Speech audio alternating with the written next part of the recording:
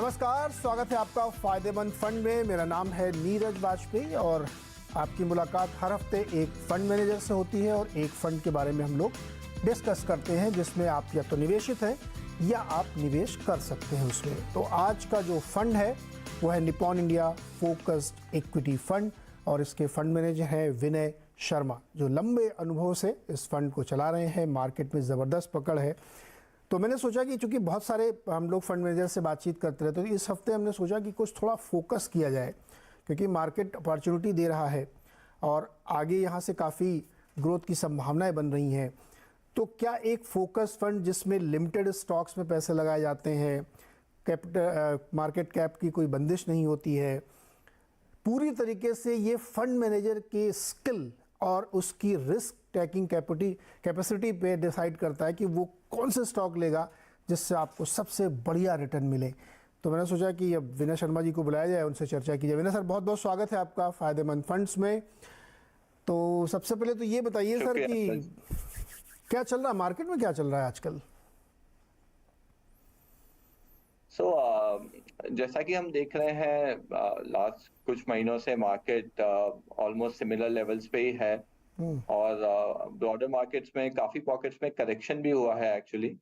So I think market थोड़ा nervous है global scenario को लेके, पर्टिकुलरली यूएस इंटरेस्ट रेट्स और यूएस इकोनॉमी में कितना स्लो डाउन आएगा या आ सकता है, बिकॉज वहां पर इंटरेस्ट रेट कंटिन्यूसली ऊपर गए हैं एंड फेड का काफी टाइम से प्रयास चल रहा है कि इकोनॉमी को थोड़ा कूल डाउन किया जाए।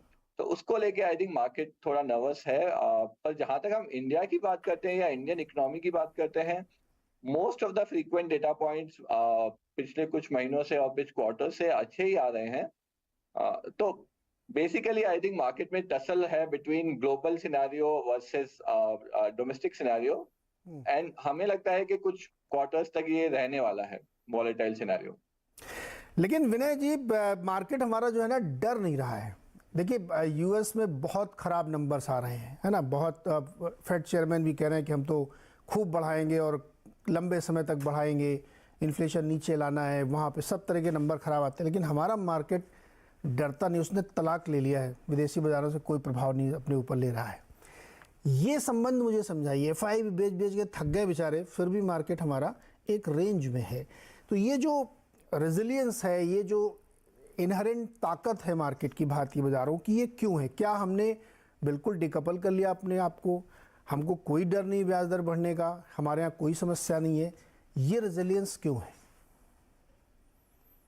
तो नीरज, आई थिंक यहाँ पे मैं क्लैरिफाई करना चाहूंगा कि ये डीकपलिंग एक हद तक ही हो सकती है। बियॉन्ड एक हद हम कभी भी टोटली डीकपल नहीं हो सकते ग्लोबल इकोनॉमी से, क्योंकि आप दोनों तरह से देखें। अगर आप ग्लोबल मार्केट देखेंगे तो valuation finally global interest rate पे डिपेंड करता है, ग्लोबल इकोनॉमिक आउटलुक पे डिपेंड करता है। सिमिलरली अगर आप इकोनॉमिक फंडामेंटल्स भी देखेंगे, उसमें भी ग्लोबल इकोनॉमी का रोल होता है, क्योंकि आपके कॉर्पोरेट प्रॉफिट्स में काफी रोल है एक्सपोर्टर्स का, कमोडिटीज का, जो कि ग्लोबली डिटरमाइंड होते हैं, राइट। तो ये टोटल डीकपलिंग तो आई थिंक एक मिथ है। हमारे मार्केट इतना रेजिलियंस क्यों है? आई थिंक मेरा गेस भी यही होगा, जो कि कॉमन वो है हाइपोथेसिस के बेसिकली रिटेल और म्यूचुअल फंड इंडस्ट्री में डिसेंट फ्लोज आ रहे हैं लास्ट 2-3 साल से and percentage of financial savings जो इंक्रीज हुआ है इंडिया में लास्ट 3-4 साल से, वो मोमेंटम कंटिन्यू है। सो डिस्पाइट एफआईआई सेलिंग इतना सारा जो उन्होंने किया है लास्ट फ्यू क्वार्टर्स में, आई थिंक इंडियन मार्केट का रेजिलियंस इसी वजह से आ रहा है बिकॉज डोमेस्टिक फ्लोज अभी तक स्ट्रांग है। And on a fundamental basis also अभी तक इंडियन इकोनॉमी पे कोई बड़ा कंसर्न आया नहीं है, अदर देन द फैक्ट कि हाँ, इंटरेस्ट रेट्स अगर ग्लोबली इंक्रीज होंगे तो इंडिया में भी इंक्रीज होते रहेंगे, बट अभी तक उसका इकोनॉमी पे कोई बड़ा इम्पैक्ट दिखाई नहीं दे रहा है। तो आई थिंक यही वजह है कि अभी तक इंडियन मार्केट्स रेजिलिएंट बिहेव कर रहे हैं। ओके, तो ये था मार्केट का व्यू। एक मोटा मोटा अंदाज़ा हम लोगों ने लगाया कि मार्केट कैसे बिहेव कर रहा है और करने वाला है। अब बातचीत हम करेंगे इस फंड की जिस पर हम डिस्कस करने वाले हैं विनय से। विनय, ये जो आजकल का दौर, ये आप लोगों के लिए बड़ा मुश्किल दौर है या लाइफ इजी है? कुछ हो ही नहीं रहा मार्केट में, तो ठीक है, चल रहा जैसे, क्या कैसा चल रहा है इस समय? नहीं नीरज, मार्केट तो हमेशा एक्साइटेड होते हैं। आप वॉलेटिलिटी हाई हो, वॉलेटिलिटी लो हो, वन डायरेक्शन हो, one on both the side, market में एक्साइटमेंट की तो कोई कमी कभी होती नहीं है। लेकिन आई थिंक कुछ क्वार्टर्स से Indian market stock pickers market और थोड़ा सेक्टर स्पेसिफिक सेक्टर रोटेशन वाला मार्केट बन गया है, जहां पे आपको अगर आपके बॉटम अप स्टॉक चॉइसेस अच्छे हैं, bottom up industry sector choices अच्छे हैं, तो आप मार्केट में परफॉर्म कर पा रहे हैं। तो काफी स्टॉक स्पेसिफिक मार्केट हो गया है, काफी बॉटम अप मार्केट हो गया है कुछ क्वार्टर से। जैसा कि हमने पहले भी डिस्कस किया है कि ऑल्दो ग्लोबल वॉलेटिलिटी काफी हाई है, ग्लोबल इकोनॉमिक न्यूज उतनी अच्छी नहीं है, डिस्पाइट दैट मार्केट काफी रिजिलिएंट बिहेव कर रहा है। और आई थिंक मार्केट भले ही एक सिमिलर लेवल पे हो, बट उसके underlying sectoral movement, stock movement काफी हो रहे हैं अभी भी। तो आई थिंक मैं यही कहना चाहूंगा कि मार्केट काफी बॉटम अप अप्रोच पे चल रहा है अभी। ओके, तो ये जो फोकस इक्विटी फंड है जिसमें 30 स्टॉक आप लेके चलते हैं, तो मुझे थोड़ा बताइए कि इसकी खूबी क्या है, किसी को क्यों फोकस फंड में पैसे लगाने चाहिए, और इस समय आपका कंपोजिशन क्या है मार्केट कैप वाइज? तो focus fund Neeraj is very similar to flexi cap fund. इसमें बेसिकली हम अक्रॉस मार्केट कैप्स इन्वेस्ट कर सकते हैं, कोई एटलीस्ट रेगुलेटर की तरफ से कोई रिस्ट्रिक्शन नहीं है, mid cap, small cap, large cap.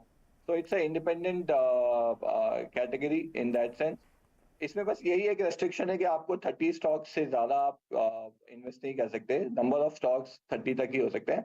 But अगर आप देखेंगे general diversification 30 is a fairly good number. तो हमारा मानना है कि फोकस और फ्लेक्सी कैप में कोई खास फर्क नहीं है, दोनों सिमिलर सॉर्ट ऑफ कैटेगरीज हैं।